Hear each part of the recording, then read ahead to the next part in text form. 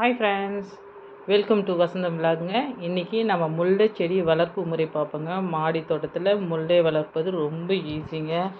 என்கிட்ட இந்த செடி ஒரு 4 வருஷமாக இருக்குது. அதனால் நல்லா பெருசாகவே காய் இருக்குங்க இந்த செடி.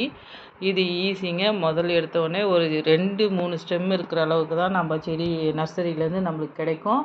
அந்த செடியை எடுத்துகிட்டு வந்து நம்ம ஒரு சின்ன பெயிண்ட் பக்கெட்லேயோ இல்லை தண்ணி கேன்லேயோ நீங்கள் வச்சிட்டோம்னா அது 1 இயர்லேயே நல்லா பெருசாகி சூப்பராக நல்லா வளர்ச்சி கொடுக்குங்க. 1 இயர் நம்மளுக்கு புது மண்ணாக இருக்கும் போது வளர்ந்துடும், நல்லாவே பூ கொடுக்கும். ஒரு 2 இயர்ஸில் அந்த பெயிண்ட்டு பக்கெட்லேயோ அந்த தண்ணி கேனில் இருக்கிறதுலையோ நம்மளுக்கு 1 முழம் 1.5 முழம் பூ அதுலேயே 1 முழத்துக்கு கிட்ட கொடுக்குங்க. அப்படி கொடுத்தோம்னா 2 வருஷம் ஆன உடனே நம்ம ஒரு பெரிய பேரல் மாதிரி இருக்கிறத இறக்கி அதாவது ஒரு 50 லிட்டர் 100 லிட்டர் கேனில் இறக்கிட்டிங்கன்னா நம்மளுக்கு செடி நல்லா வளர்ச்சி அடைஞ்சி 2 முழம் 2.5 முழம் கண்டிப்பாக அந்த செடியிலேருந்து நம்ம சீசனில் நம்ம அறுவடை கொடுக்கலாங்க. ஈஸிங்க. நோய் தாக்குதல் பூச்சி தாக்குதல்லாம் ரொம்ப வரவாது. நம்ம சீசன் நம்ம ஜனவரி ஸ்டார்ட் ஆனோடனே எப்போயுமே எல்லா மல்லி செடியும் கட் பண்ணி விட்ற மாதிரியே முல்லையும் நல்லா கட் பண்ணி ட்ரிம் பண்ணி விட்டோம்னா தாங்க நம்ம தொட்டியில் அறக்க முடியும். ஏன்னா முல்லையெல்லாம் தெரியும் பயங்கரமாக கொடி போடும். அந்த முல்லைக்கு தேர் கொடுத்தான் பார் என்ற பழமொழியில் இது பழமொழி என்ற அந்த வரலாறு தமிழில் நம்ம படிச்சிருப்போம். அந்த மாதிரி இது பயங்கரமாக வரும். அதனால் அதை நம்ம கட் பண்ணி விட்டோம்னா செடியாகவே வச்சுக்கலாம். இந்த மாதிரி செடியை நம்ம தோட்டத்தில் வச்சுட்டோம்னா நம்ம மாடியிலேயே ஈஸியாக நம்ம கடையில் போய் வாங்கணும்னு அவசியம் கிடையாது. நான் காமிக்கிறேன் பார்த்திங்களா, இதில் தான் நான் வச்சுருக்கேன் முல்லை செடி. இதில் மல்லி செடி வச்சுருக்கேன். கொஞ்சம் பெருசில் இறக்கிட்டோம்னா நம்மளுக்கு அறுவடையே நல்லாவே கொடுக்குதுங்க.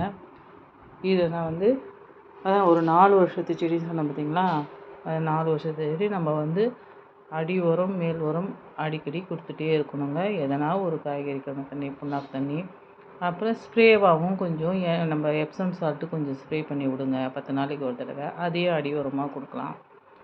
இந்த மாதிரி நீங்கள் ஸ்ப்ரே கொடுக்கும்போது பூக்கள் ஹெல்த்தியாகவும் நம்மளுக்கு பூச்சி தாக்குதல் இல்லாமல் மேலே செடியும் நல்லாவும் இருக்கும். அடியில் நம்ம மருந்து கொடுக்கும்போது பூக்களை நிறைய வைக்குங்க.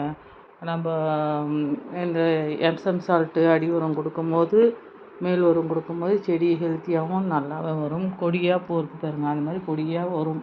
நம்ம சின்னதாக கட் பண்ணி விட்டால் மட்டும்தான் செடியாக குத்து செடியாக நம்ம பூக்களை அறக்கலாம். கொடினா நம்ம மேலே ஏற்றணும் கஷ்டம். இந்த மாதிரி பூக்களை நம்ம மாடியில் அறுக்கும்போது வாசனை சூப்பராக இருக்குங்க. நம்ம காய்கறி கழுவின தண்ணி கூட 10 நாளைக்கு ஒரு தடவையும் வேப்ப புண்ணாக்கு, கடலை புண்ணாக்கு, எள்ளு புண்ணாக்கு, தேங்காய் புண்ணாக்கு எல்லாத்தையும் கலந்து செடிக்கு அடி உரமாக கடுகு புண்ணாக்கு கூட சேர்ந்து எல்லாத்தையுமே ஒரு 5 கலந்து ஒரு புளிக்க வச்சு அதை லிக்விட் பண்ணி அதையும் கொடுக்கலாம். இந்த மாதிரி மாற்றி மாற்றி கொடுத்தாவே நம்ம மாடி தோட்டத்தில் ஈஸியாக பூக்களை அறுக்கலாம். அதுவும் மல்லி முல்லெல்லாம் சூப்பராக வருங்க. அதுவும் சென்னை கிளைமேட்டுக்கெலாம் நல்லாவே வரும். ஏன்னா வெயில் ஜாஸ்தி இருக்கிற இடத்துல தான் நிறைய பூக்கள் பூக்கும். இப்போ 2 நாள் கிளைமேட் சூப்பராக இருக்குது. அதனால் நிறைய பூக்களும் இருக்குது. பூக்கள் 5:30 விரிஞ்சிடுதுங்க. இது தாங்க நான் முல்லை செடிக்கு பராமரிப்பு இது தாங்க கொடுக்குறேன். ஈஸிங்க. நீங்கள் கட் பண்ணி கூட ஒன்று வச்சோம்னா புது செடி ஒன்று புதுசாக நம்ம உருவாக்கலாம். ஈஸிங்க. அதை முல்லை வளர்க்கலாம். ஏன்னா முல்லை ஒரே நாளில் நம்மளுக்கு முடிஞ்சிடும். ஒரு 4 மல்லிலாம் ஒரு வாரத்துக்கு இருக்கும். முல்லெல்லாம் குறைஞ்சது நம்மளுக்கு அரும்பு வச்சா ஒரு மாதம் கிட்டத்தட்ட பூக்கள் கொடுத்துட்டே இருக்குங்க. நம்மளுக்கு அடுத்தடுத்த பூக்கள் வந்துகிட்டே இருக்கும். அதனால் நம்ம ஈஸியாக முல்லைலாம் 10 மாதமும் மாடியில் பூக்களை அறுவடை எடுத்துகிட்டே இருக்கலாங்க. அதனால் இந்த மாதிரி நீங்கள் ஒரு பெரிய பேரலில் இறக்கிடுங்க. எடுத்தோடனே நம்ம இருக்கக்கூடாது. சின்ன தொட்டியில் சின்னதாக வாங்கிட்டு சின்ன தொட்டியில் வச்சு அதுக்கப்புறம் தாங்க பெருசில் இறக்கணும். அப்போ தான் நம்மளுக்கு மாடியில் இந்த மாதிரி செடிகள் கூடாரமாக அழகாக ஹெல்த்தியாக நம்மளுக்கு கிடைக்கும். நான் இந்த மாதிரி தாங்க வளர்க்குறேன். என்கிட்ட ஒரு 5-6 வருஷமாக இந்த செடிகளில் நான் மெயின்டைன் பண்ணிட்டு வரேன்.